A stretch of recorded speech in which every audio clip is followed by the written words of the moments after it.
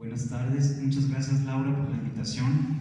Es un honor estar aquí porque efectivamente creo que el Instituto Allende y el Centro Cultural Ignacio Ramírez tienen muchos motivos para ser instituciones hermanas. Y bueno, vamos a hablar un poco de esto a lo largo de nuestra plática. Y yo quisiera empezar por una cita que hace Felipe Cosío del Pomar en su libro sobre San Miguel. Él llegó aquí por primera vez en 1926. Y bueno, él se baja en la estación del tren, que antes era el único medio de transporte para llegar a San Miguel, y describe que llega en el otoño y describe la luz, cómo ve la parroquia, la luz del sol sobre la parroquia al atardecer. Pero me llama la atención una cita que hace cuando él se baja del tren y llegan a la estación que todos ustedes conocen. Y dice así: del pueblo a la estación y de la estación al pueblo va el carrito sobre frágiles rieles montados en alto terraplén que salva los desniveles. Aparte de los desbaratados caminos reales, son estos rieles los que metafísicamente constituyen el sostén político, administrativo y comercial de los 12.000 habitantes de la ciudad. Se refiere a estos rieles porque antiguamente la única manera de venir de la estación al centro era un tranvía de mulas.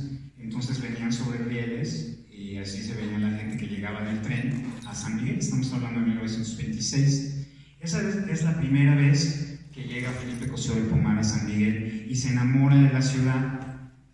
Y bueno, dicen que quien bebía agua del chorro tenía que regresar a San Miguel, ¿no? Y pues Felipe Cosío del Pomar cuenta él mismo que bebió agua del chorro y pues regresó 11 años después, en 1937, a San Miguel de Allende. Y ya cuando él llega, conoce al gremio de los corongueros y se da cuenta de que es un gremio en peligro de extinción, ¿no? Que están muy olvidados, muy relegados.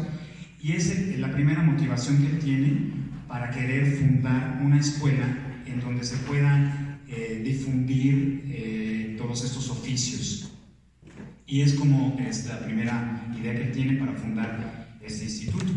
Que en ese momento fue la Escuela Universitaria de Arte. Eso lo hizo con el apoyo del gobierno. Entonces consigue él una cita con el gobernador del estado, que era Luis Rodríguez. Pero aquí, platicando con Jaime, hemos pensado, por lo que la mamá de Jaime le contaba, que su papá, don Enrique Fernández Martínez, que había sido gobernador antes de Luis Rodríguez, tuvo alguna influencia para que Felipe Cosío del Pomar haya podido contactar al gobernador y posteriormente al presidente Lázaro Cárdenas. ¿No es así, Jaime? Bueno,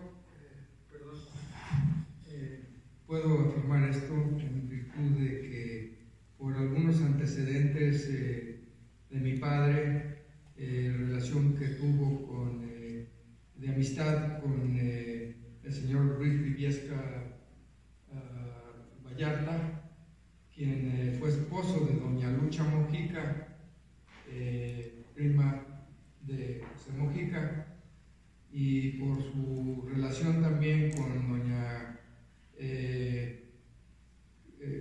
Consuelito Sosaya, la mamá de don Miguel Malo, quien fue íntima amiga de mi abuela, de la mamá de mi padre, y además por la función pública que desempeñó siendo gobernador de entre 1935 al 37.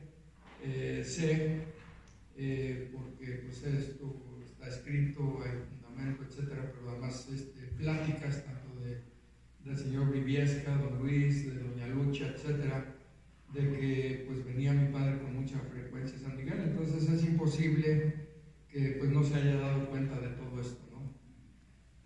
Entonces, por lo tanto, pensamos que se conocía con Felipe Cosío del Pomar desde antes y que tuvo alguna influencia para que Felipe Cosío del Pomar pudiera tener una cita con el gobernador Luis Rodríguez y posteriormente con Lázaro Cárdenas. Con Luis Rodríguez lo acompañaron José Mojica y Levino Zavala. Fueron con él a ver al Luis Rodríguez, para gestionar el préstamo de este edificio, que había sido un convento, para poder usarlo como escuela de arte. Y posteriormente fueron con Lázaro Cárdenas, quien les concedió el permiso para poder fundar la escuela aquí. Bueno, aquí quiero hacer un paréntesis. Siempre me ha llamado la atención la relación que ha tenido Felipe Cosío del Pomar con la familia de la Canal y los edificios que la familia de la Canal en la época del virreinato fundó aquí en San Miguel, como es el propio Instituto Allende. Este lugar, el Instituto Allende lo construyó, el edificio, don Manuel Tomás de la Canal en 1736. Posteriormente su hija funda este convento, Sor Josefa Lina de la Canal, y además también hay otra relación. La primera casa de Felipe Cosío del Pomar aquí en San Miguel fue la ermita, lo que hoy es el Hotel Ermita, y junto está la capilla de la ermita, que está dedicada a la Virgen de Loreto, culto instituido en San Miguel por Manuel Tomás de la Canal. Entonces hay mucha relación, le comentaba yo a Alberto, que me llama la atención esa relación de Felipe Cosío del Pomar con la familia de la Canal. Y además de eso, uno de los ancestros, el bisabuelo, para ser más preciso, de Felipe Cosío del Pomar, pertenecía también a otra rama de la familia de la Canal que llegó directamente a Perú, no pasó por México. Entonces hay mucha relación y siempre me haya llamado la atención ese hecho, ¿no? Bueno, entonces continuando con la historia, Felipe Cosío del Pomar le dan el permiso para usar el edificio, estaba en ruinas, había sido cuartel, lo reconstruyen y empieza a fundar el Centro Cultural Ignacio Ramírez, apoyado por José Mujica, y también por un norteamericano que también estaba recién llegado a San Miguel, el señor Sterling Dickinson. Felipe Cosío del Pomar se convierte en el director y administrador de la escuela, y Sterling Dickinson es el director académico, y él gestiona un programa para que puedan los norteamericanos veteranos de la guerra venir a estudiar artes aquí al Centro Cultural. Este programa se llama el GI Bill, es patrocinado por el gobierno, por el Departamento de Veteranos del Gobierno de Estados Unidos, y quiero comentarles que actualmente todavía está vigente en el Instituto Allende. Entonces ahí es otra relación que hay de aquí del Centro Cultural con el Instituto. Lamentablemente pues hubo problemas aquí en la escuela. El señor Felipe Cosío del Pomar está aquí un tiempo, pero después decide regresar al Perú, porque él era exiliado, estaba exiliado del Perú, y la situación política del Perú le permite en ese momento regresar y ocupar algunos puestos allá. Y entonces aquí el Centro Cultural decide traspasarlo a un señor llamado Alfredo Campanella, y tenemos por aquí una carta que conseguimos aquí con la señora Belén, que le escribe a la Secretaría de Hacienda, Felipe Cosío del Pomar, le escribe notificándole del traspaso que él va a hacer a Alfredo Campanella del edificio, de la escuela. Y dice así: teniendo que ausentarme del país y deseando que la Escuela de Bellas Artes, que funciona en el exconvento conocido con el nombre de las Monjas, en la ciudad de San Miguel de Allende, continúe con la labor artística y pedagógica reconocida por esa dirección, al hacerme el contrato de arrendamiento en el mes de enero de 1944, y teniendo en cuenta el prestigio que da al país y la importancia que da al turismo, ruego a usted se sirva a disponer la pertinente para poder traspasar el contrato que tengo con esa dirección al señor licenciado Alfredo Campanella, doctor en filosofía, de quien puede atestiguar sus méritos intelectuales para tomar la dirección de dicha escuela y continuar la labor de mérito en su dirección. A esa dirección también digo mi agradecimiento por la ayuda y oportunidad que me ha brindado al cederme el edificio de las Monjas, sin el cual hubiera sido imposible esta labor. Esperándose así resolver este pedido en cuanto le sea posible, reitero a usted las seguridades de mi alta consideración. México, DF, a 15 de marzo de 1946, doctor Felipe Cosío del Pomar. Entonces, en esta carta notifica que él está traspasando la escuela a Alfredo Campanella, que lamentablemente no tenía el menor conocimiento de artes, ni de educación, ni de nada. Y pues después de una mala administración ocasiona el cierre de la escuela. Stirling Dickinson continúa como director académico y tienen algunos problemas, y entonces incluso llega a renunciar Stirling Dickinson y los alumnos le piden que no renuncie, que regrese, y empieza una guerra entre los alumnos de Stirling Dickinson contra Alfredo Campanella, ¿no? Entonces, bueno, él decide traer también a Siqueiros para componer un poco las cosas, trae a David Alfaro Siqueiros a pintar el mural que tenemos aquí abajo, sí, y que es la vida de Ignacio Allende. Lamentablemente también por los desacuerdos que hay entre Campanella y Siqueiros, porque Siqueiros empieza a gastar demasiado más de lo que Campanella tenía presupuestado. Entonces, lamentablemente, el mural queda inconcluso y continúa esta guerra entre los alumnos. Incluso Campanella los decide acusar de comunistas. Siqueiros en realidad era comunista. Y ayer pensábamos que también pudo haber una relación, porque Felipe Cosío del Pomar, que pertenecía a la APRA, y también era, aunque era aristócrata, tenía también algunas ideas comunistas, ¿no? Como lo manifestó el doctor Sebastián el día de ayer. Entonces, quizá también hubo alguna relación, porque también tenemos un documento en que se menciona a Cosío del Pomar involucrado, aunque él no estaba aquí, involucrado en esta acusación de comunismo, para boicotear a Dickinson y a los alumnos, que en su mayoría eran extranjeros y algunos veteranos de guerra, en este pleito por cerrar la escuela o conservarla, ¿no? Entonces, bueno, el pleito termina en que Campanella logra la extradición de Dickinson y un grupo de maestros extranjeros, Leonard Brooks y su esposa Reba Brooks, James Pinto y Busca Pinto, Ruby Martin, y creo que no todos van, Bowman, su nombre era Kenneth Bowman, ¿sí? Entonces, todos ellos son extraditados durante son 10 o 12 días los que dura la extradición.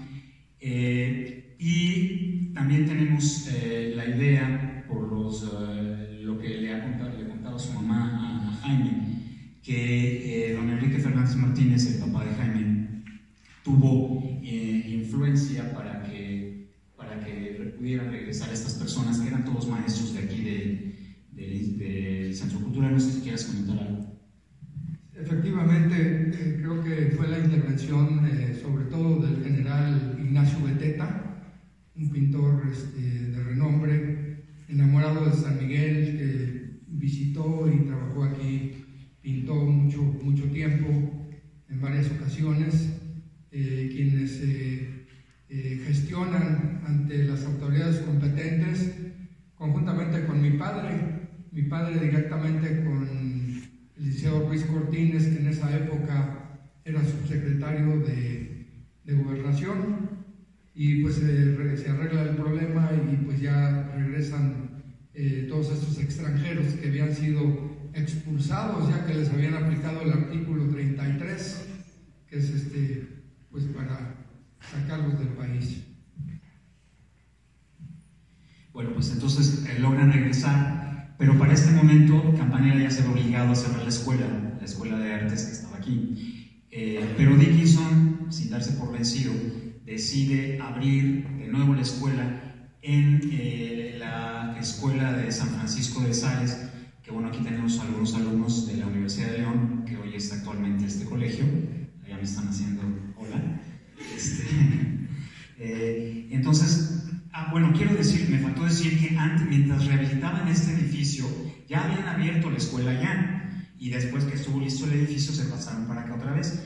A la hora de cerrar la escuela, Dickinson decide volverla a abrir allá con algunos de los maestros que lo habían acompañado en sus 10 días de exilio, pero sin presupuesto. Y a la vez Campanella intenta volver a abrir la escuela aquí, y entonces está esa pugna otra vez. Al final de cuentas, Campanella se ve obligado a cerrar la escuela. ¿Quieres decir algo?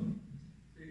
Perdón, solamente dos cosas que son importantes. Primero, David Alfaro Siqueiros no solamente fue invitado a pintar el mural, sino que previamente a esto vino a dar unas conferencias, no recuerdo si fueron 5 o 6, que vino y que pues dio estas conferencias. A raíz de esto nace la idea también de lo del mural, por un lado. Después, ya cuando expulsan a los extranjeros, que les aplican el artículo 33 constitucional, se da un movimiento de apoyo hacia ellos, y hay un documento el cual tuvimos a la vista, por medio del cual se les da todo el apoyo de todo el sector artístico e intelectual de México, los más grandes pintores, escultores, etcétera, Frida Kahlo, Diego Rivera, Siqueiros, etcétera, etcétera, etcétera, escritores. Pues todos se manifestaron públicamente, y también eso coadyuvó y fue pues posiblemente el apoyo principal que recibieron, que los trajo nuevamente a San Miguel. Sí, aquí tengo los nombres de las 5 conferencias que dictó Siqueiros antes de comenzar el mural. Es el análisis de la línea de construcción usadas por los arquitectos en el convento en donde se pintaría el mural, o sea, aquí. Establecimiento de los puntos de vista desde los numerosos puntos de observación de la pintura, de acuerdo con la teoría del espectador activo. 3. Determinación de las diversas zonas del edificio.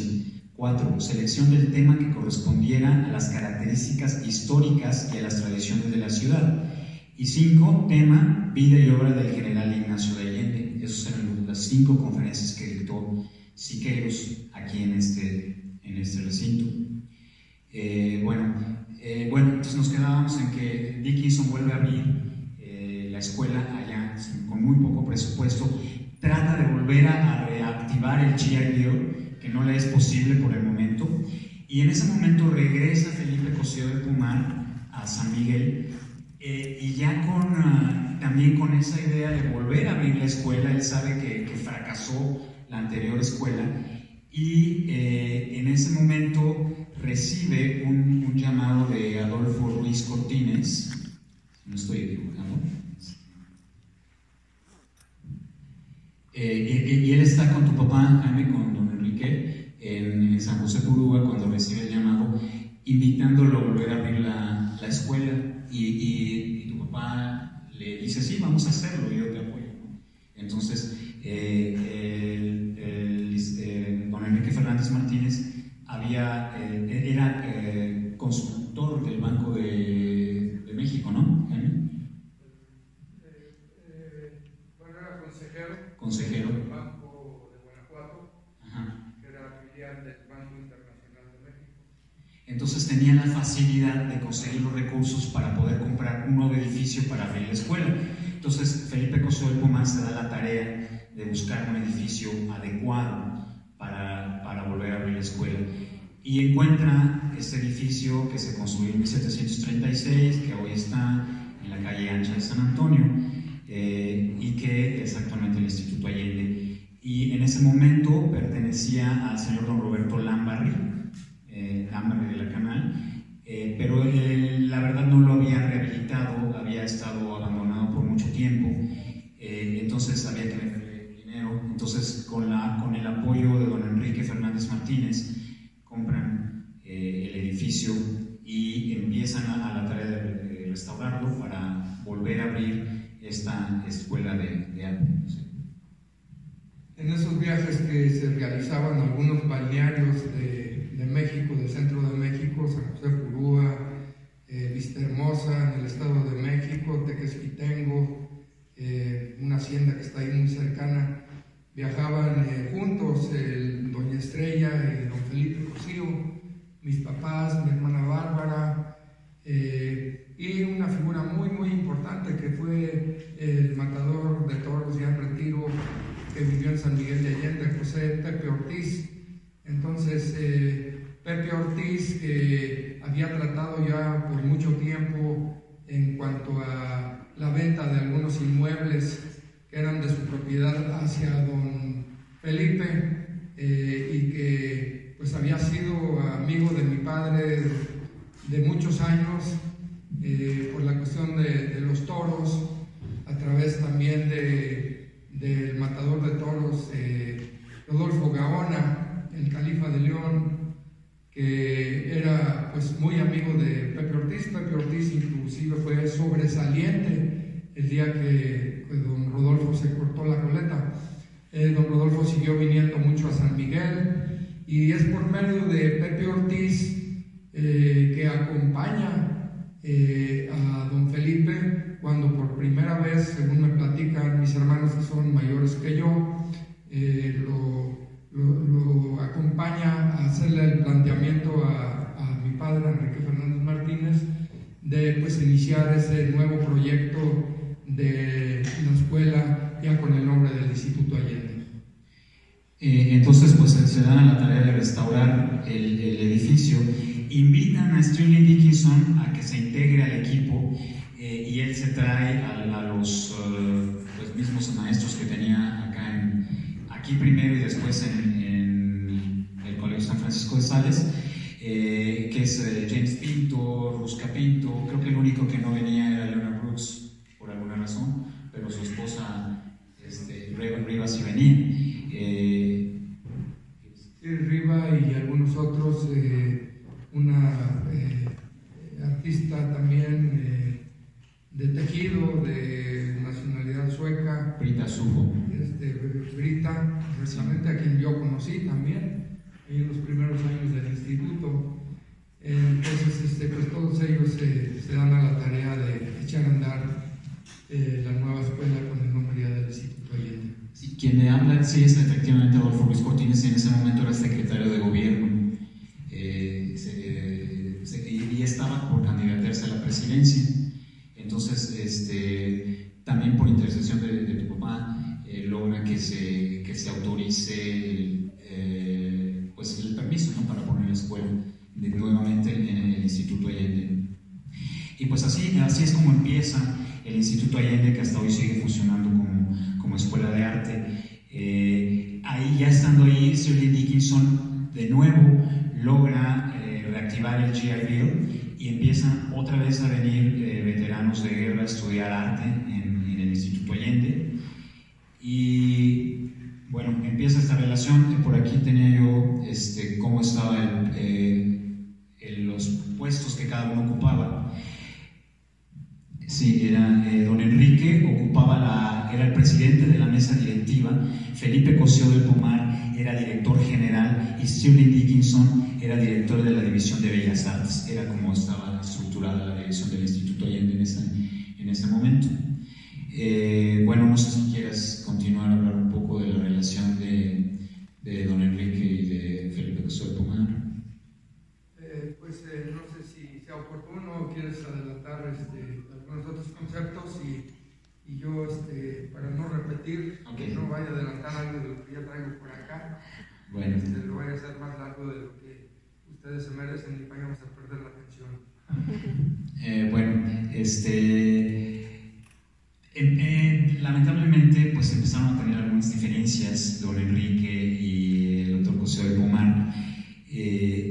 Don Enrique quería arreglar los jardines de una manera y don Felipe quería arreglarlos de otra, entonces empiezan a tener algunas diferencias. Por ahí don Rodolfo, el hermano de Jaime, me comenta que había una fuente que todavía está en el instituto que le llama la fuente de la discordia, porque uno la quería arreglar de una manera y el otro la quería arreglar de otra. Total que empieza a haber ahí algunos desacuerdos entre ambos. Entonces hay un momento en que Felipe Cosío del Pomar tiene que salir del país temporalmente, y en ese momento pues don Enrique empieza a gestionar la construcción de un hotel con la idea de pues económicamente salir adelante, porque no era fácil salir adelante con la escuela de arte. Entonces don Enrique pues su manera de pensar era más administrativa, ¿no? Entonces cuando él y su esposa, la señora Nell Harris, empiezan la construcción del hotel que fue conocido como el Hotel del Instituto Allende.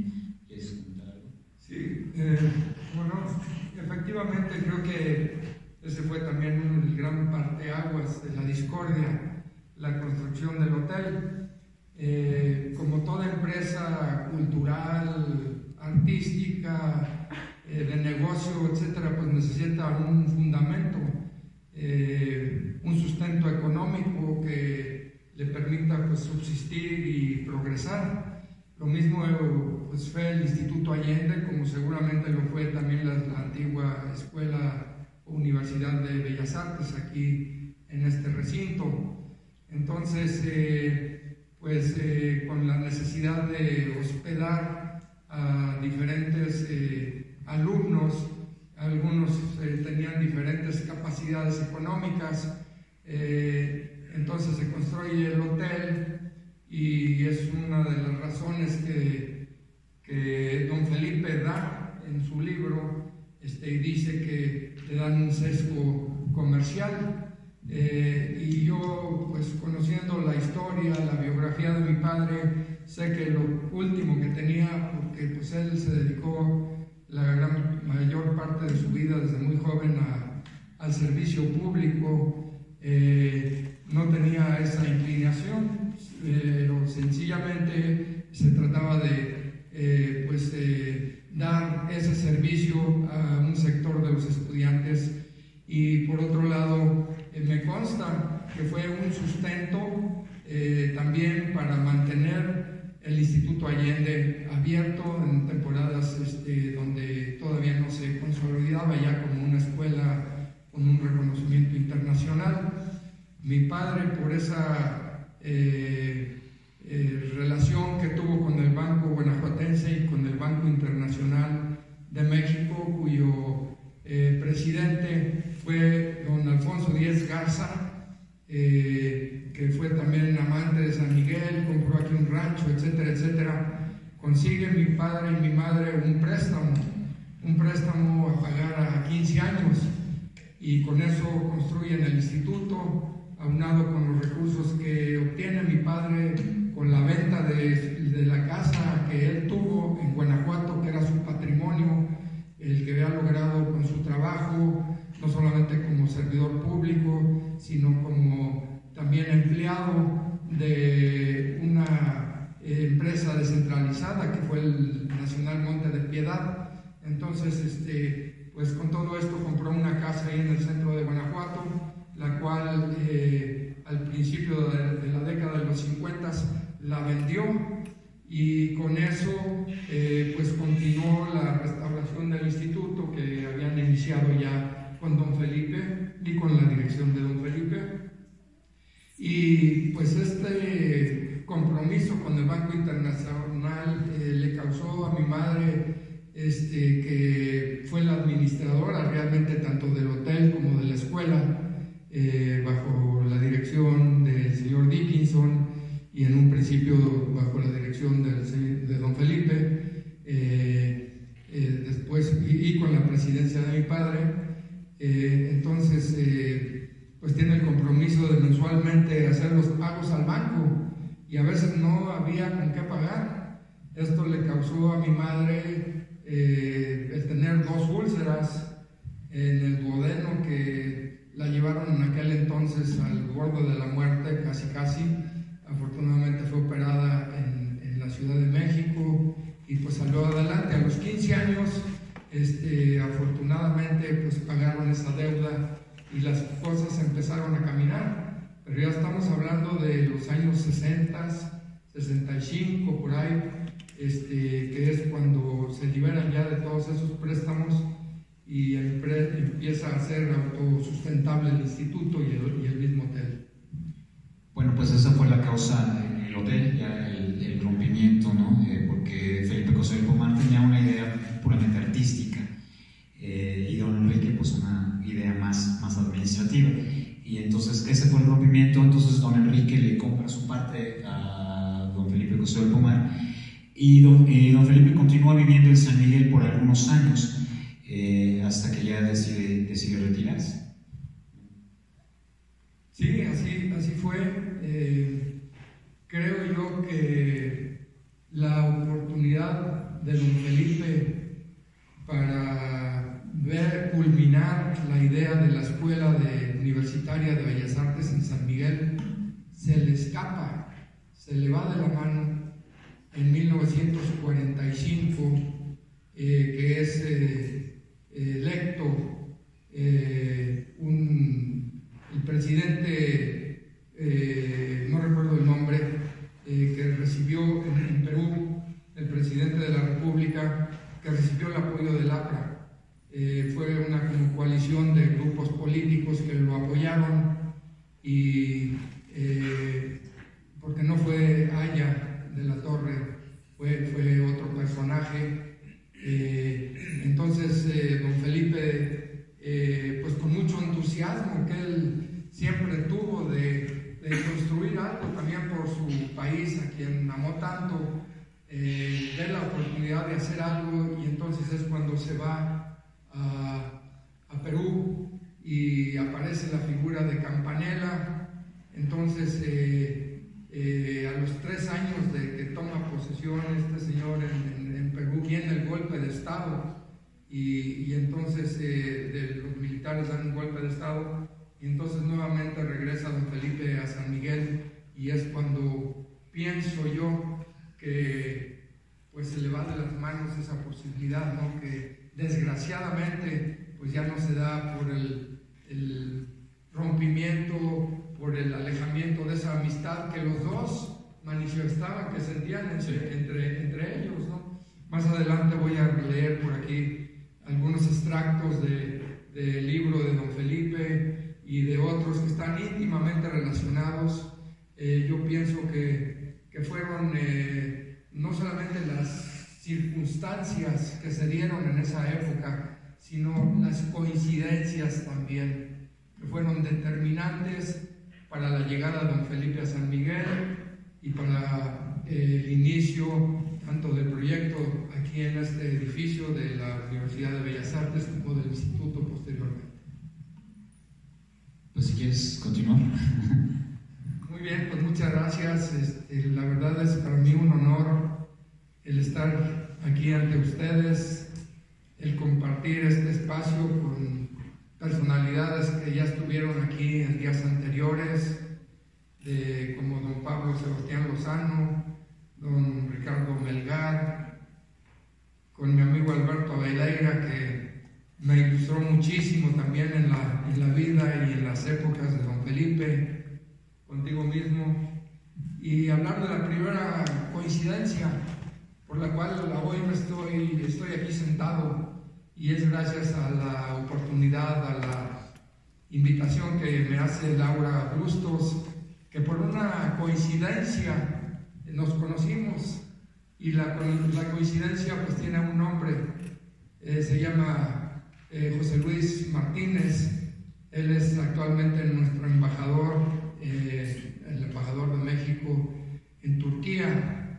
Entonces coincidimos en que es tanto amigo de Laura, trabajaron juntos muchos años, y yo lo conocí en Guanajuato, también en la década de los 80s, trabajando yo en la dirección de turismo en el 8º y 9º Festival Internacional Cervantino, que también por coincidencia, y porque voy a hablar posteriormente del padre de don Héctor Vasconcelos, actual senador de la República, que fue el director del Festival Cervantino, y ahí conocí yo a Pepe Luis Martínez, como le llamamos con mucho cariño, y a otros personajes como a don Rafael Tovar y de Teresa, etcétera, etcétera, que ellos formaban parte del equipo de la Secretaría de Relaciones Exteriores y de Bellas Artes, que estaban íntimamente ligados con la organización del Festival Internacional Cervantino.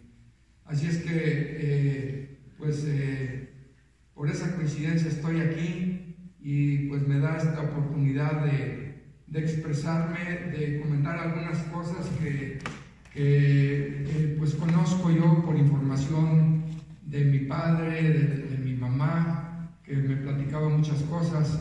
Yo recuerdo a don Felipe y a doña Estrella, pues siendo yo muy pequeño, y recuerdo que llegaban a la casa, que fue la casa de doña Lucha Mujica. Cuando mis padres llegaron aquí en el 49, yo tenía 6 meses de haber nacido, y en ese entonces ya se estaba trabajando en la restauración de lo que es ahora el Instituto Allende, y recuerdo que además por las fotografías que ya conservo y conservamos con mi hermano Rodolfo, pues recuerdo algunas cosas, pero de la confianza que me despertaba doña Estrella, ¿no? Seguramente por la figura maternal. Yo era pues algo tímido en aquel entonces, y entonces como que me sentía más a gusto protegiéndome tras las faldas de mi mamá. Y entonces es la figura de doña Estrella, la recuerdo muy bien como una persona muy amable, cariñosa conmigo. Y en fin, voy a dar lectura por aquí a algunos apuntes que estuve haciendo pues ayer y hoy en la mañana. Muchas de estos apuntes son cuestiones que yo conocía, que tenía idea, y muchas otras ideas son también de las que tomé de pues estas conferencias que hoy y esta semana nos han ilustrado a muchos como yo sanmiguelenses. Entonces, en cuanto a las circunstancias que trajeron a don Felipe, pues son ya conocidas. Su interés por el arte, por la cultura, proveniente de una familia pues acomodada, de ancestros que habían desempeñado puestos muy importantes como presidente de la Suprema Corte de Justicia de Perú, sus abuelos. Entonces la abuela, una de ellas, lo quiso que él siguiera los mismos pasos, y lo enviaron a Europa a estudiar, a Bélgica, pero desde aquel entonces pues él tenía la inclinación de buscar el arte, que era lo que le gustaba, y por eso pues se inscribe en una universidad para estudiar el arte. Posteriormente se va a París, ahí conoce a los grandes artistas de esa época, a los grandes impresionistas, a Picasso, a Diego Rivera, Alfonso Reyes, y que él mismo dice que pues son su inspiración para venir a México a conocer sobre todo de la Revolución Mexicana. Menciona mucho a José Vasconcelos, a quien también conoce ya en los 30. Parece ser que en la primera vez que vino a México, que visita San Miguel por primera vez en los 20, tiene también un contacto con José Vasconcelos, pero parece ser que es hasta 1930 cuando Vasconcelos, después de que pierde la candidatura, no se logra a la presidencia de la República, se autoexilia y se va fuera de México, y parece ser que es en Argentina en donde conoce a don Felipe Cosío del Tovar en una clase que él impartía en una universidad allí en Buenos Aires. Entonces, llegan a San Miguel, que pues por otro lado ya tenía muchos antecedentes históricos que datan desde la época prehispánica, con el asentamiento y la movilidad también de grupos de la cultura tolteca chichimeca, los pames, los guamares, los huachichiles, que pues habitaban en esta zona. Llegan los españoles, tienen una guerra por 50 años y no logran someter a estas tribus de guerreros, y es por la obra la zona, unos agustinos, unos franciscanos. Realmente pues se logra la paz en la zona.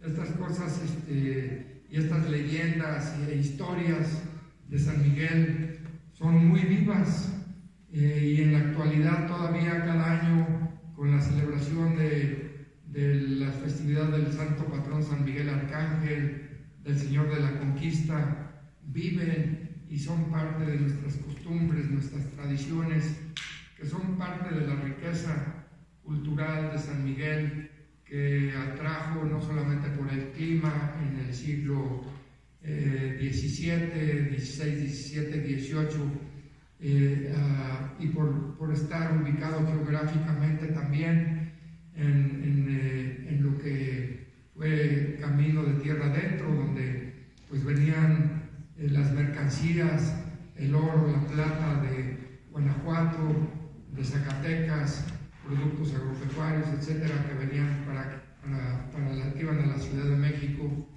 y que continuaban muchos de ellos hacia Veracruz para Europa, embarcarse hacia Europa. Pues esto da lugar al crecimiento y a la riqueza que conocemos y de la cual disfrutamos de su arquitectura ahora en San Miguel todavía en este siglo XXI. Entonces, después entramos a otras épocas de San Miguel, como en el siglo XIX, antes, ya me estoy saltando lo más importante, que es la época de la independencia, donde pues se lleva a cabo la conspiración, y en estas grandes casonas del centro de San Miguel de Allende se dan estas pláticas, esta trama para iniciar la revolución de independencia. Los sanmiguelenses somos muy orgullosos de nuestros héroes, inclusive por ahí hay un calificativo que se le da a Ignacio Allende del héroe olvidado, porque al parecer pues, siempre se resaltó la figura de Hidalgo, y pues creo que todos ellos pues merecen ser honrados y respetados de la misma forma. Después con la época ya de la Reforma, con el nacimiento de Ignacio Ramírez el Nigromante, que también como circunstancia hubo en honor a ese héroe de la Reforma, pensador importante, abogado, pues nace en San Miguel de Allende. Sabemos también de la existencia de pues, algunos otros militares que participan también en la guerra contra cuando se da la invasión de los Estados Unidos, Gregorio Begelati y otros héroes que luchan también en el Álamo, en San Antonio, Texas, nacidos aquí en San Miguel de Allende. Y bueno, ¿qué se puede decir después ya de la Revolución Mexicana? Personajes que se mencionaron el día de ayer, que mencionó Alberto Veleira, como la del general Federico Montes, sanmiguelense, que para muchos, incluyendo a mí hasta hace algún tiempo, era una persona desconocida totalmente, y que fue de las personas, de los militares, íntimamente y muy cercanos, tanto a Madero, como también posteriormente a Venustiano Carranza, que llegó a ser gobernador tanto de Guanajuato como de Querétaro. Sí, él presenció la detención de Madero, y después también estuvo en la huida de Carranza a la Ciudad de México hacia Veracruz. Y tengo entendido que por ahí andaba también cuando el asesinato, sí, exactamente, de Carranza. Y llegó aquí pues huyendo prácticamente, porque todos los carrancistas estaban perseguidos, no eran perseguidos en este momento. Otra figura que también Alberto mencionó, que él también tuvo mucho que ver con la presentación de don Felipe con el general Cárdenas. Yo quisiera hacer un poco de historia también de Guanajuato relacionada con mi padre y con ese grupo de políticos y de revolucionarios que en esa época adquirieron el nombre de cachorros de la revolución, esa generación de políticos jóvenes guanajuatenses que a los 14, 15, 18, 20 años se unieron al movimiento armado, muchos de ellos al lado de Obregón, del general Álvaro Obregón. Se formaron dos grupos políticos, el rojo y el verde. El rojo siempre simpatizó con la figura del general Calles, de don Plutarco Elías Calles, y el grupo verde simpatizó también por otro lado, con el general Álvaro Obregón. Resulta que con el apoyo del grupo verde, aporta también muchos votos el estado de Guanajuato y el centro de México, con el general Cárdenas por el lado de Michoacán a la candidatura de Álvaro Obregón, que llega a ser presidente y que nombra, como sabemos, como su secretario de Educación a José Vasconcelos.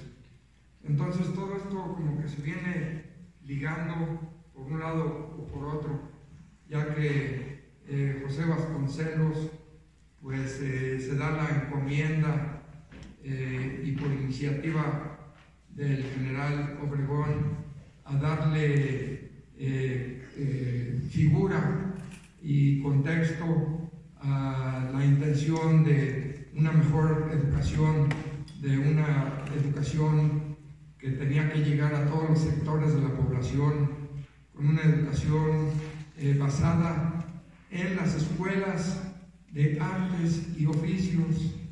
Ojo, el establecimiento de escuelas de artes y oficios por toda la República Mexicana y por la distribución de bibliotecas que deberían de llegar a las comunidades urbanas y a las comunidades rurales. Paralelamente se da también desde ese entonces una relación muy íntima del aprismo peruano con los principios de la Revolución Mexicana.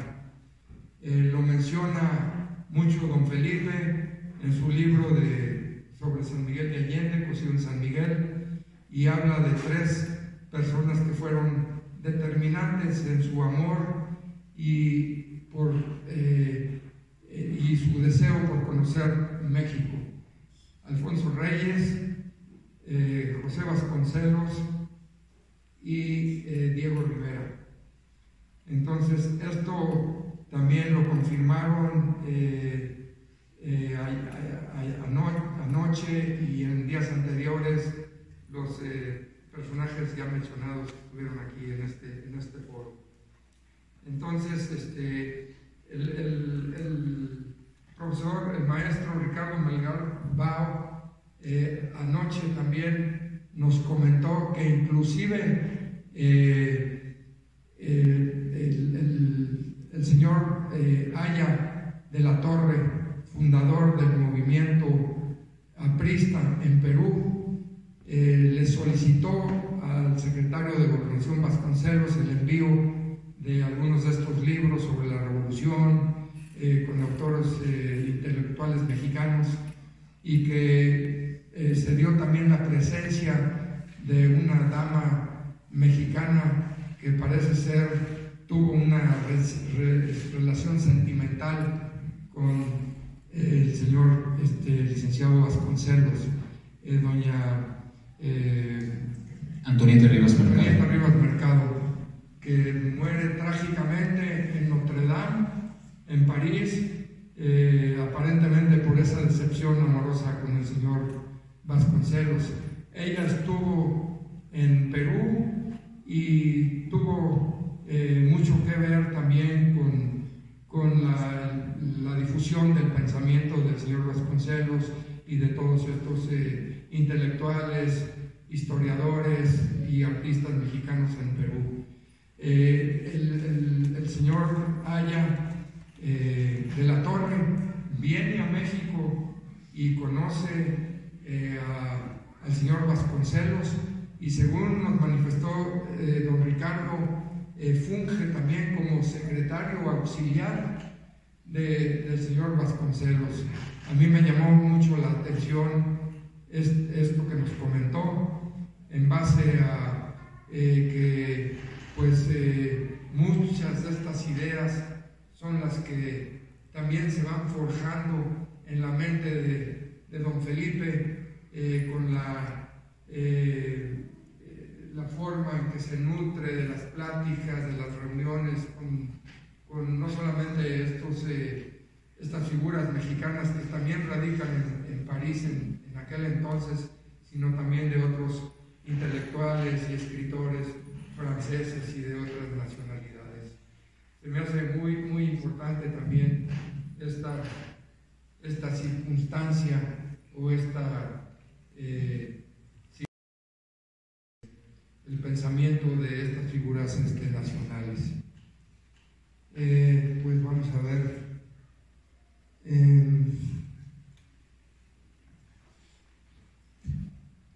Vuelvo un poco a la figura de Pepe Ortiz, quien viene a radicar a San Miguel de Allende a principios de los 30, no sé exactamente qué año.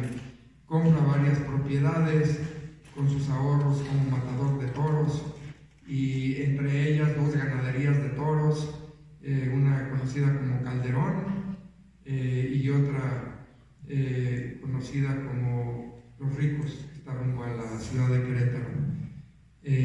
Compra también el Atascadero, que era un rancho que todos conocemos con el mismo nombre. Compra algunas propiedades en la salida a Querétaro, en la calle ancha de San Antonio, y él a la hora que decide casarse con su esposa, la gran actriz del cine mexicano Lupita Gallardo, invita de padrino a José Mojica para venir a San Miguel de Allende y no solamente ser el padrino, sino convivir en esa ceremonia tan especial para don Pepe y para doña Lupita. Es así como llega José Mojica por primera vez aquí a San Miguel de Allende. Posteriormente, y también por una coincidencia, llega el señor Dickinson en un viaje en los posiblemente 34 o 35, acompañado de otro escritor, a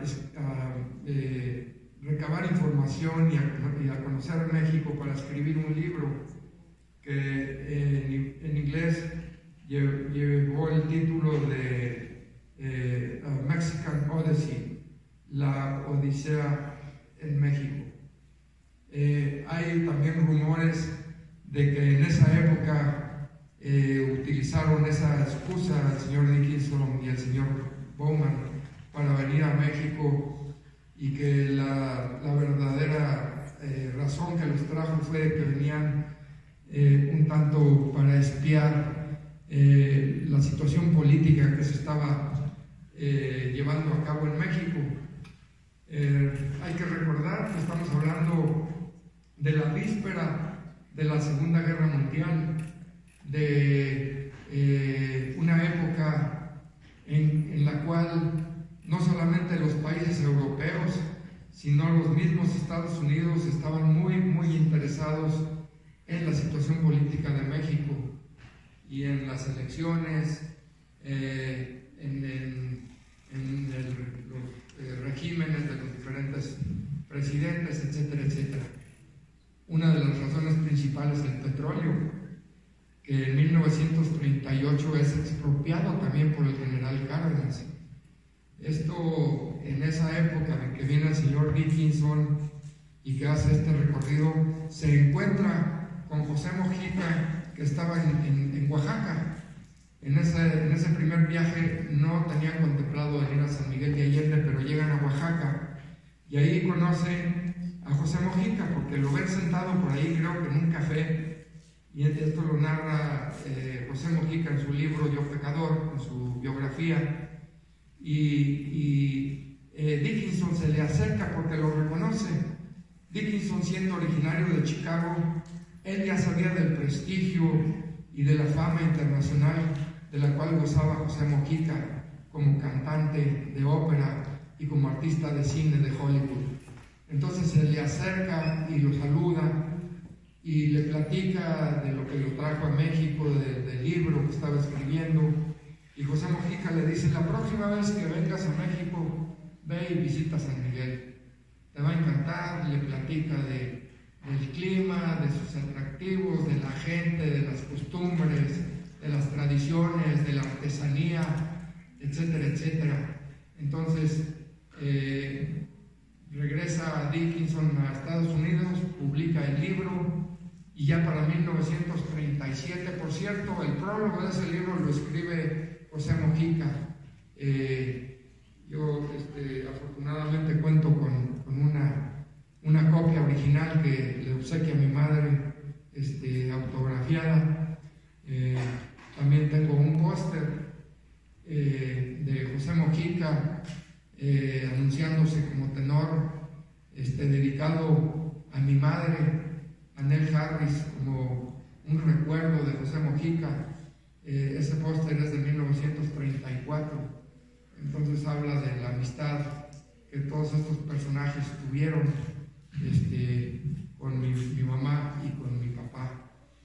Hablamos hace rato, se me olvidó también comentar, pero después me acordé de otros personajes sanmiguelenses que fueron también vitales en ese movimiento artístico y que fueron vitales para San Miguel en cuanto al rescate y la conservación de sus tradiciones, de sus costumbres, de su arquitectura, y que fue la fundación de ese entrañable grupo de amigos de San Miguel que funda de José Mojica. Y Felipe Cosío del Pomar también colabora en ese grupo. Felipe Cosío del Pomar y otros personajes que mencionaste, como don Leovino Zavala, y mencionaste otro, pero don Leovino Zavala también llevaba una amistad con mi padre, porque don Leovino estudió Derecho en la escuela, en lo que ahora es la Universidad de Guanajuato, en aquel entonces el Colegio del Estado. A principios del siglo XX llega don Leovino Zavala, coincide ahí con don Luis y Rodríguez, que también fue otro de los cachorros de la Revolución, miembro del Grupo Verde, íntimo amigo de mi padre, que coinciden ahí en la Universidad de Guanajuato, que fue cuna de grandes historiadores, pensadores, Lucas Alamán, Manuel Doblado, etcétera, etcétera, Fulgencio Vargas, en fin, Trueba Olivares, etcétera, etcétera. Entonces, pues ellos se conocen ahí y pues coinciden aquí en San Miguel también en esa década de los 30, unos como gobernadores. Don Luis y Rodríguez no solamente fue gobernador de Guanajuato, fue secretario particular del general Lázaro Cárdenas. Fue también enviado especial del general Cárdenas, no solamente como embajador, sino como ministro plenipotenciario en Francia, y para facilitar la salida de muchos asilados que tuvieron necesidad de salir de España, perseguidos políticos, republicanos,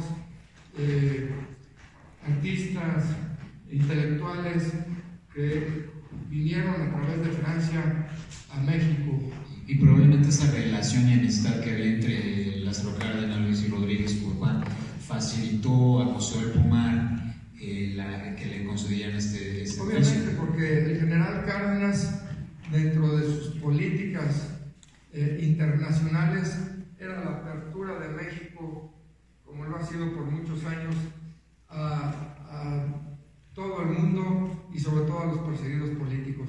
Y es por eso mismo que llegan también tanto el señor Aya de la Torre como el mismo don Felipe Cosío del Pomar. Y además tenían esa idea de que comentaste hace rato de las escuelas, de altos oficios, era como la política de Cárdenas, que siguió Vasconcelos y todo esto, ¿no? Entonces, esa política que ellos tenían dio facilidad de que se pudiera abrir la escuela. Yo creo que es una coincidencia que se da a raíz del pensamiento, de la ideología de estos grandes líderes de la Revolución Mexicana, con la fusión, vamos a decir, del mismo pensamiento que se da también en personajes como don Felipe, como de la Haya, que vienen precisamente a México buscando esos principios de la Revolución Mexicana, que seguramente también se dan en el movimiento aprista en el Perú. Yo creo que todos esos principios que motivaron la Revolución Mexicana se dan nuevamente en el Perú con el movimiento aprista. Entonces, ya algo se mencionó de esto, pero coincidentemente con la llegada de Dickinson, de Mojica, de don Felipe a San Miguel, coincidentemente se encontraban en el gobierno del estado don Luis y Rodríguez, Enrique Fernández Martínez, y en fin. Jaime, me da mucha pena, pero me voy a tener que retirar. ¿Tienes otro compromiso? Sí. Bueno, es una grandísima disculpa, pero tenía un compromiso previo, pero bueno, aquí se quedan. Una disculpa, permiso. Pues yo quisiera nada más terminar con una visión muy personal de lo que pasó entre don Felipe Cosío del Pomar y Enrique Fernández Martínez. Y esta idea que tengo nace hasta ahora en estos días, porque yo conocía los antecedentes biográficos de mi padre, que nace en el municipio de San Felipe Torresmochas en 1896, en una época muy difícil de pobreza, de explotación en las minas de Guanajuato, de explotación de los grandes hacendados en las zonas rurales y de una necesidad de cambio que lleva a toda esa generación a unirse primero en torno a don Francisco I. Madero con el movimiento antirreeleccionista, posteriormente que se deriva con el constitucionalismo de don Venustiano Carranza y la Constitución de 1917, en donde la Diputación guanajuatense también lleva a cabo una labor muy importante con algunos personajes de la política como Enrique Romero Curtade, como uno de mis tíos también, Luis Fernández Martínez, hermano de mi padre, también es diputado constituyente, Enrique Colunga, en fin, algunos otros personajes.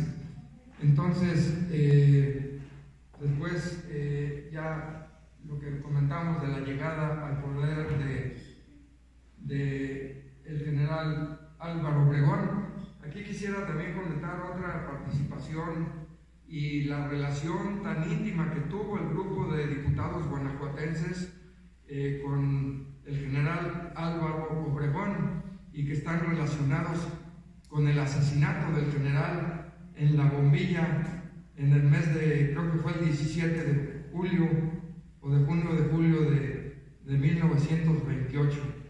Se reúnen en la Bombilla, en la Ciudad de México, por invitación de la Diputación guanajuatense, personajes de la política, para celebrar el triunfo del general Obregón en las elecciones de ese año.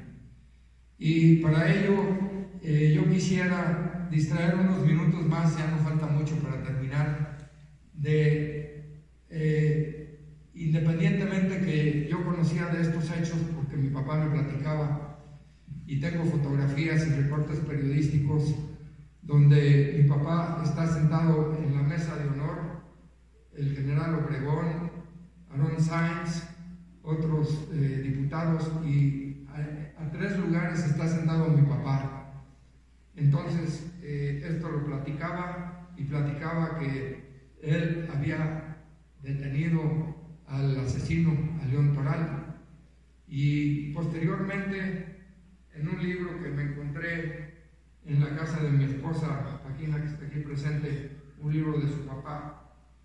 Es un libro que se llama Obregón, Toral y la Madre Conchita, por su autor Hernán Robleto.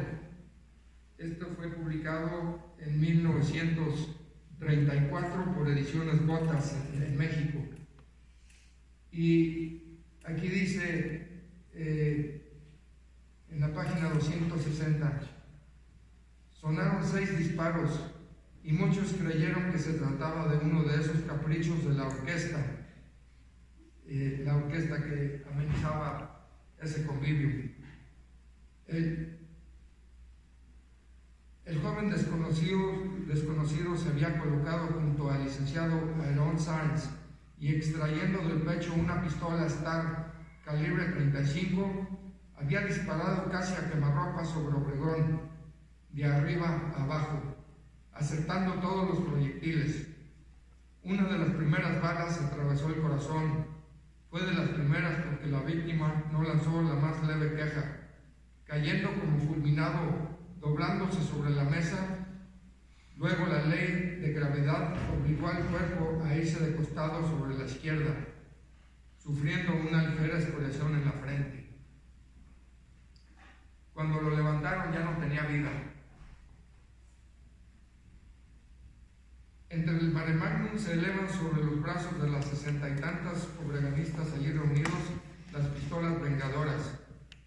El diputado Enrique Fernández Martínez sujeta al asesino y Sáenz levanta al general. La servilleta de Álvaro Obregón quedó en el suelo empapada de sangre. Las manos crispadas avanzan sobre el criminal. Alguien lo derriba y le propina varias puntapiés que van a dar al cráneo. Otros le han acertado en la boca, que también sangra. Mátenlo, ruge una voz enardecida. Pero Topete cubre con su cuerpo el desconocido y explica: no, hay que averiguar el nombre de los cómplices. Tras de las matas, me voy a saltar un parapito. Se recoge el arma homicida.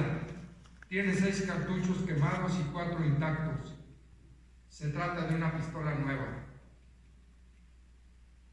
La apariencia del hechor era la de un borracho. Tenía la mirada vaga y parecía insensible ante los golpes que le daban. Lo sujetaban de las mangas, de los hombros. Él bajaba la cabeza, como si le pesara demasiado, pero cuando le faltó la fuerza de los que lo detenían, dobló las piernas. No miraba a nadie, aunque levantara los ojos, tal vez se creía un muerto. ¿Cómo era posible que de estar con vida todavía? Caen dentro del coche y van con él rumbo a la Inspección General de Policía el coronel Tomás Robinson, el teniente coronel Juan Jaime, fiel ayudante de Obregón, y el diputado Fernández Martínez. ¿Qué circunstancias, qué coincidencias de que en esa reunión, para celebrar un triunfo, termina la vida de ese líder de la Revolución Mexicana, al cual este grupo de guanajuatenses habían apoyado para llegar a la presidencia a principios de los 20.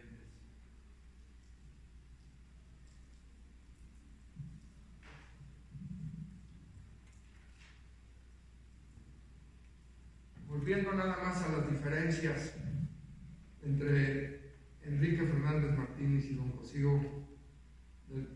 Felipe Cosío del Pomar, quisiera mencionar o repetir algunas de las aseveraciones que aquí se vertieron respecto a el origen que mencionaba en un principio y a la diferencia de don Felipe creciendo, desarrollándose en París, en la bohemia que se mencionó aquí anoche y en días pasados, a la cual estaban acostumbrados todos estos personajes. Y por el otro lado, el paisaje mexicano de violencia, de clamor por la justicia, de la guerra, del derramamiento de sangre, de las diferencias con grupos políticos que tenían otros intereses, la guerra cristera que se tuvo que enfrentar no solamente en los 20, sino la Segunda Guerra Cristera, que por cierto tiene su arreglo también en esa década con la figura del general Cárdenas como presidente de la República y con un paisano suyo que ocupó el arzobispado de México, me refiero a don José María Martínez, que cuando conoció al general Cárdenas siendo gobernador en los 20, posteriormente por circunstancias muy diversas y por coincidencias, uno ocupó la gobernatura la presidencia de la República y el otro el arzobispado de México. Y aquí en San Miguel de Allende y en Guanajuato, con motivo de la celebración del 4º centenario, se dan como objetivo primordial, se dan las negociaciones a un segundo nivel entre el gobernador Enrique Fernández Martínez, el gobernador don Luis I. Rodríguez y don Emeterio Valverde Telles como obispo de esta diócesis de León, a la cual pertenecía San Miguel de Allende. Entonces, por un lado, París, los viajes, aquí se mencionó, que yo no lo sabía, del espíritu aventurero de don Felipe Cosío del Pomar, de los viajes que hizo, de todo lo que aprendió. Y entonces, por otro lado, el panorama político y violento, tanto de Guanajuato como de México, en la post-revolución. Y de que las dos figuras se unan y que logren una amistad que se ve interrumpida después de factores que aparentemente pues eran insignificantes. Yo pienso que la diferencia en su forma de pensar, en su forma de ver las cosas, en su actuar, pues las diferencias entre uno y otro se deben a los antecedentes biográficos y familiares y sociales a los cuales cada uno estuvo expuesto. Tal vez me equivoque, es una apreciación muy personal y pues quise compartirla con ustedes. Anoche conocí por primera vez al hijo de don Felipe, perdón que no sepa yo el nombre, pero a Miguel Ángel, que estuvo aquí, y brevemente cuando terminó la conferencia le manifesté mi sentimiento, mi pesar, porque pues las cosas entre ellos no llegaron a buen fin, que tuvo que darse esa separación, que seguramente a los dos les dolió, y no solamente a ellos, seguramente tuvo sus repercusiones también en el Instituto Allende, que bueno, también con la figura del señor Dickinson se adecuó a las circunstancias, a las necesidades, al flujo de estudiantes norteamericanos que empezaron a venir, esa idea del iberoamericanismo en la educación, en la cultura, etcétera,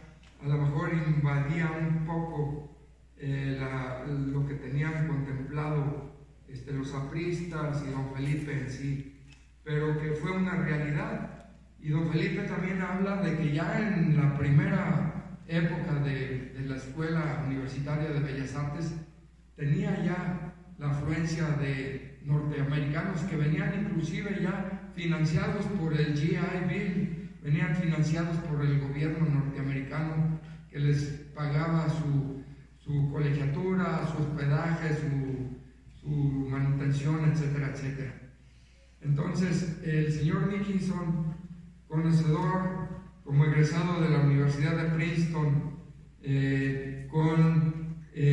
conocedor en virtud de que una de las empresas principales de su familia era una agencia de publicidad, con la cual él tenía relación con los directores, con los propietarios de los medios de comunicación más importantes en Estados Unidos y en Canadá, como el Chicago Daily News, el New York Times, el que haya sido de San Francisco, el Dallas Morning News en Texas, en Canadá lo mismo. Entonces inicia una campaña en base a relaciones públicas y con pequeñas publicaciones de la apertura del Instituto Allende y de sus cursos y de lo económico. Entonces se va incrementando esto, pero paralelamente, para mantener esa forma de financiamiento del gobierno americano, obviamente que esos planes de estudios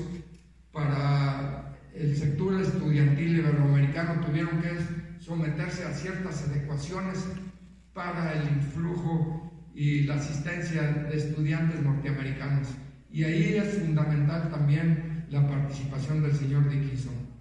Entonces, todo esto pues lleva a, porque paralelamente y con la construcción del hotel del instituto, vienen también otros personajes que, si bien no eran artistas plásticos, eran artistas culinarios, vamos a decir, porque en esa época también, en los 50s, llegan al hotel del instituto, llega el primer chef que vino invitado por mi mamá y por mi papá a venir a trabajar al hotel del instituto, y vino invitado desde la ciudad de Cuernavaca, que ya estaba consolidada como un destino turístico a nivel nacional e internacional, y vienen meseros que empiezan a capacitar aquí gente. Se inician las clases de español, que ya también seguramente se daban aquí, no lo sé, pero seguramente ya también, de literatura mexicana, de literatura y española y de español, etcétera, etcétera. Entonces se da un intercambio de conocimientos, de talento, con maestros, con alumnos que vienen de fuera, que se nutren también de los maestros, de los artesanos sanmiguelenses, de los artistas mexicanos, y hay un intercambio de ideas, de talento, de conocimientos, de técnicas, de aplicación de nuevos materiales. Pongo siempre un ejemplo de la señora que vino al instituto invitada por el señor Dickinson y por mi mamá a dar clases de papel maché, la señora Jean Valentine, una francesa que trajo esa técnica en los 50s. Ella seguramente bebió el agua del chorro, porque no solamente regresó, ya no se fue, aquí se quedó a radicar, aquí construyó un terreno en el atascadero, construyó su casa, el hijo Nicolás de ella compró un caballo que también sirvió como doble en la filmación de una película que se filmó aquí en San Miguel de Allende, que se llamó El Pequeño Proscrito, de Duro de Sapo. una producción de Walt Disney que se filmó aquí en San Miguel de Allende.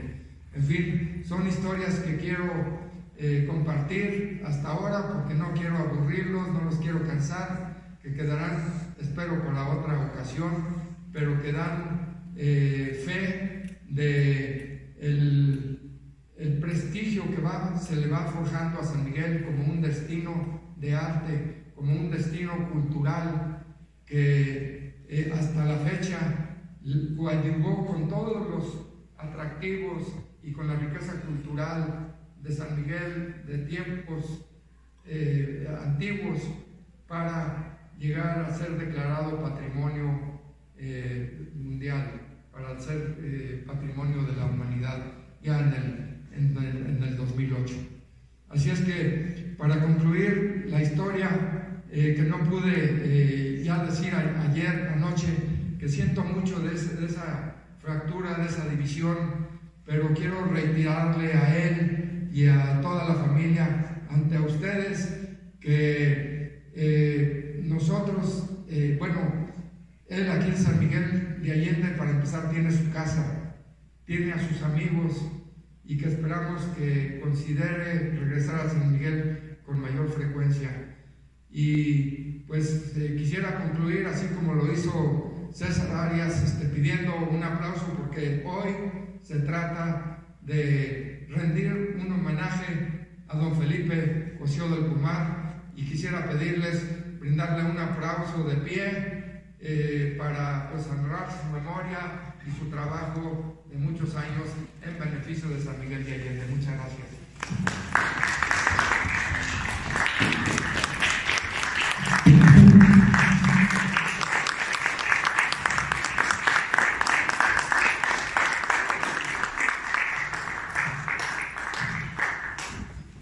Muchas gracias, Jaime. También me parece que es merecido un aplauso para ti.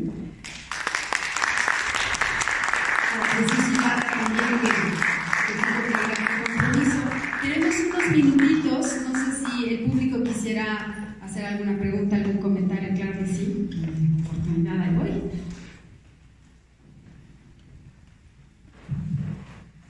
Bueno, yo quisiera preguntar la relación de los Campanella con Cosío del Pomar. Peruanos eran Cosío del Pomar y peruanos los Campanella, ¿verdad?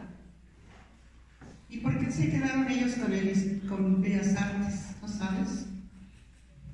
Pues el señor Campanella se quedó con Bellas Artes porque don Felipe le vende la escuela, no el edificio, que el edificio pues siempre fue parte del patrimonio nacional o federal, pero entonces creo que por ahí del 44 también a don Felipe le solicitan firmar un contrato de arrendamiento, parece ser que así fue.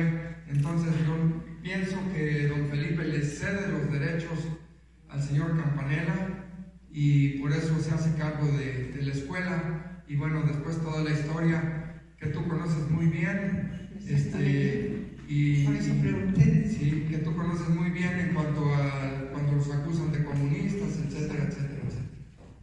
Sí, fue muy triste, ¿verdad?, de ver cómo, porque ya es donde vivían los Campanella, donde estaba el señor Pichis, pues ahí estábamos.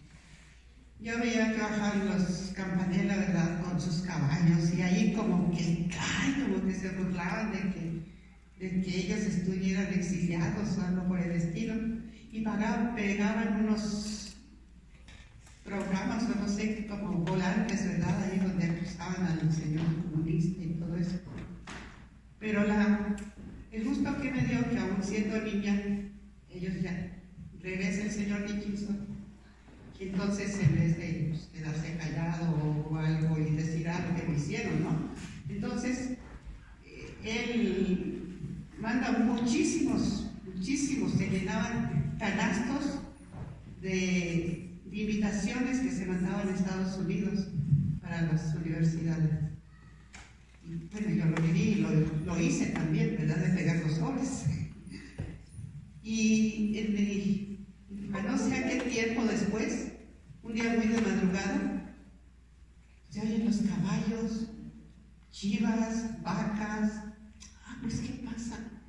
No todos, todo el rancho venía como en desfile, ¿verdad? Pero pues era temprano, ¿verdad? Pues, ¿por qué están bajando los caballos, toda la gente? Y de curiosidad de niña, ¿verdad? Que dieran pronto a las 7, porque yo bajaba a misa de 7, a ver qué había. Y mi sorpresa fue que estaban todos frente a la presidencia, pero ahora sí, con todo y chivas. Y ellos fueron los que salieron con todo y chivas, no el señor Dickens. Cuando dices que bajaron del rancho, ¿te refieres al rancho? El atascadero. Atascadero. Sí. Qué interesante. Por eso digo, porque también ellos eran peruanos, no sé por qué se lo venderían a los campaneros. Eso pasó cuando yo creo que don Felipe pensó pues quedarse en Perú, iniciar por allá algo en cuanto a... No, él siguió viviendo aquí un rato, aquí yo ya lo conocía, a Costillo del Pumar, Sí. ahí en las Real Querétaro, Sí. allí yo lo conocía. Sí, me refiero ya cuando le vende a Campanella. Ah, eso sí, no supo. Sí. Muchas gracias. Mi Muy experiencia interesante. infantil. Muchas gracias. ¿Alguien más?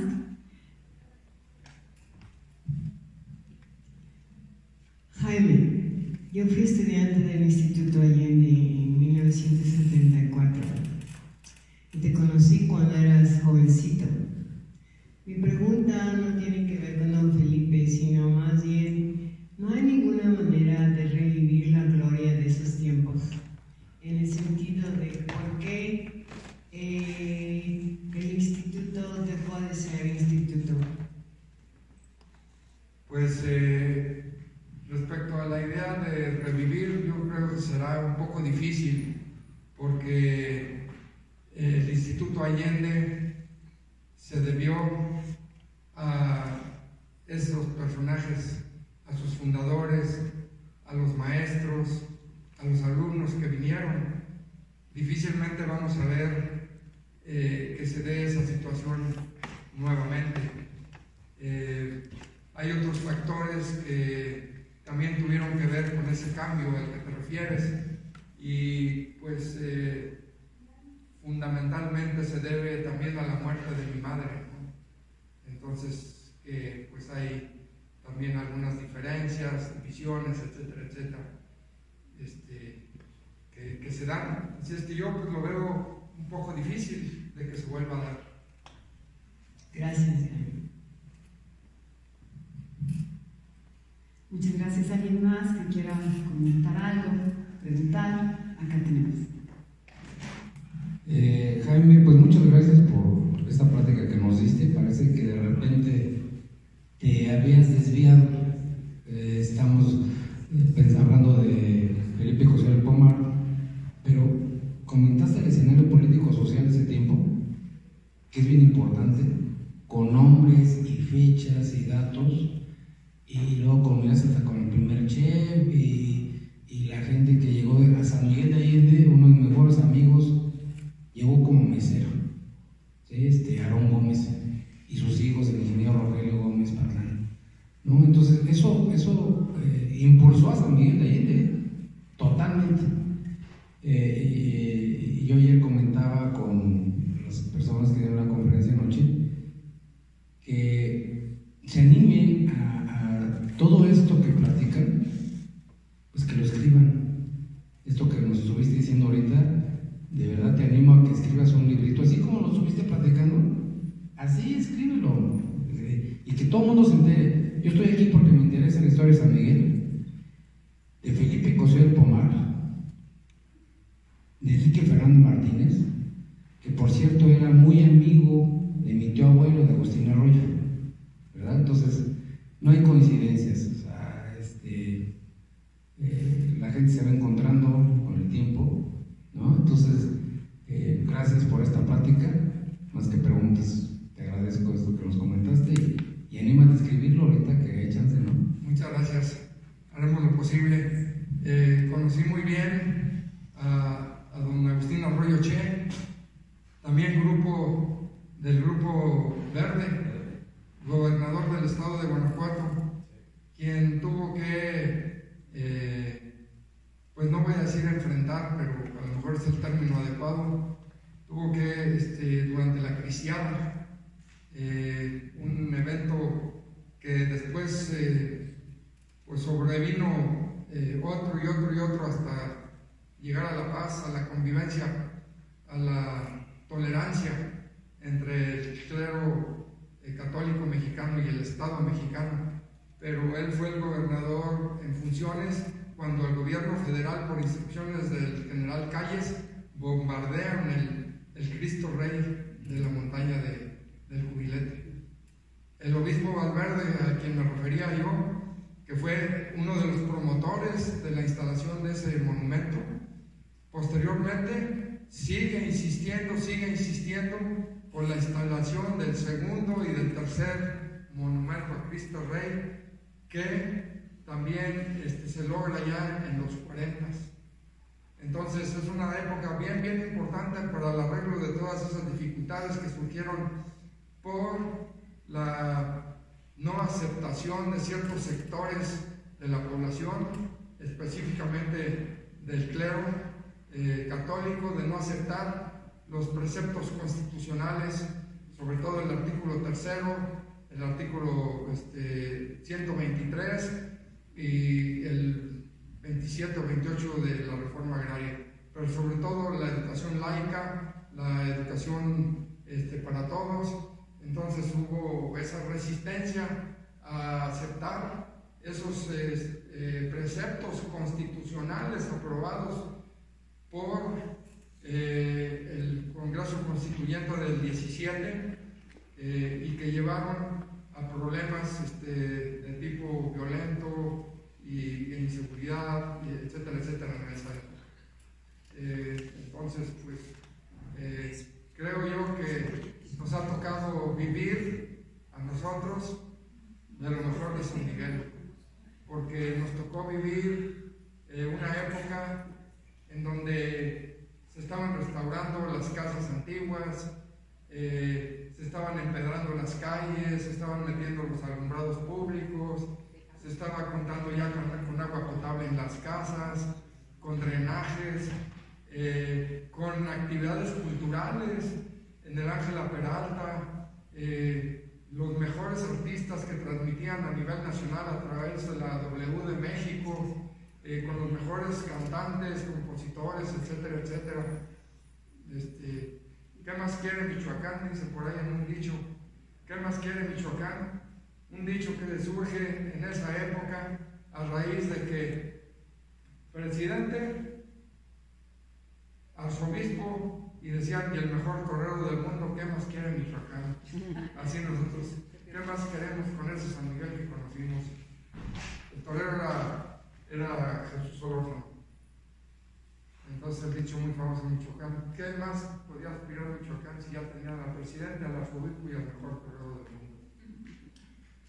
Bueno, pues muchas gracias. ¿Alguien más?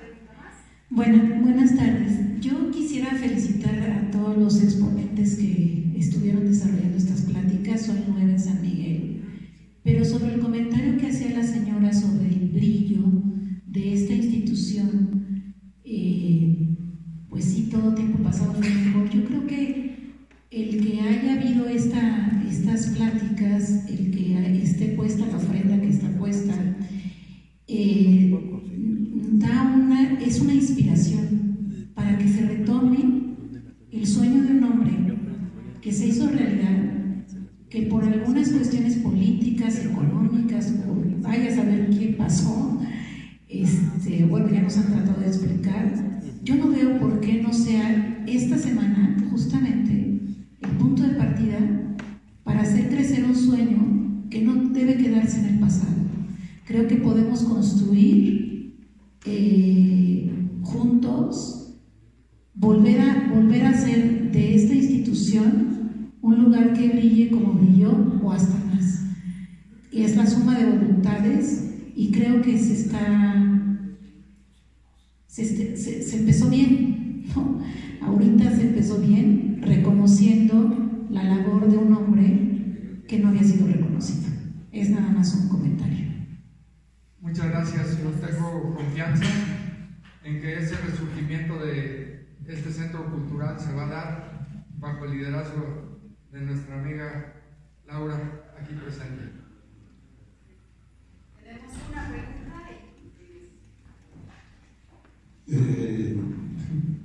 Buenas tardes. Respecto a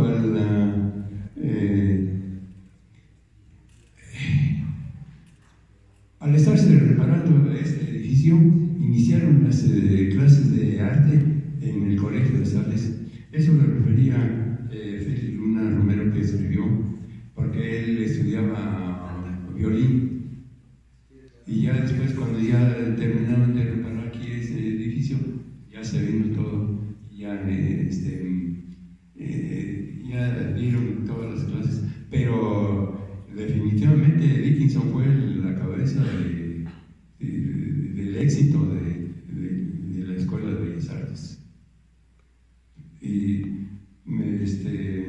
no sé por qué don Felipe dices que tiene, no estaba de acuerdo con en el instituto del hotel, porque don Felipe tenía el atascadero como hotel cuando estaba funcionando aquí la escuela. Él tenía hotel. En su libro también menciona una pintura un mural que hizo el padre Mojica, y de la noche a la mañana lo borraron, que no supieron quién lo había hecho ni nada, y así se quedó, se borró ese mural. La llegada de don Felipe Cossero Pomar, dice ahí en su libro que llegó, dice, me acuerdo muy bien, mi llegada a San Miguel, acababa de llover y todavía escurrían los canales. Y él pensó para sus adentros, bueno, y esta es la ciudad que tanto me han ponderado y dicho muchas cosas bonitas. No le veo yo nada a esta ciudad.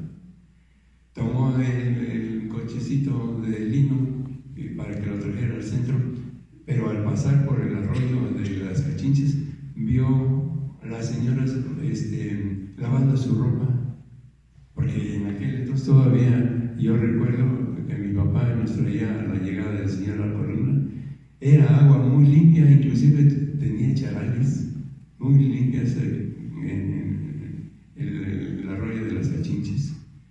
Y ya ahora sí ya es muy contaminada, ¿no? Pero son cosas y casos que quedan grabados en la mente. Gracias. Muchas gracias. Gracias a todos. Jaime, yo te agradecería que nos acompañes en lo que sigue, no sin antes darte un fuerte aplauso por todo lo que has compartido.